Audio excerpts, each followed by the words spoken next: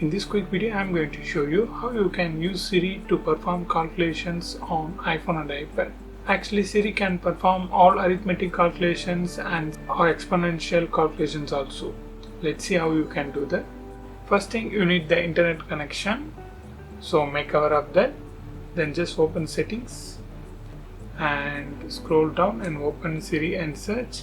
Then make sure you turn on Siri. And after that, you don't need to open the calculator app. You just randomly, you can also ask the Siri on the lock screen also. For example, hey Siri, what is 17% of 16,528? 17% times 16,528 is 2,809.76. That's it. You can see. Now the Siri performs the percentage calculation. It may be very helpful while purchasing some products on shopping mall like that. Hey Siri. 155 pounds equal to how many kilograms? That would be 70.31 kilograms. Yeah.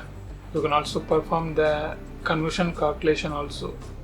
Hey Siri. 178 centimeter equal to how many feet?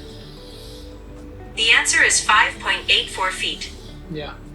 So this is how you can use Siri to perform particular arithmetic and calculations.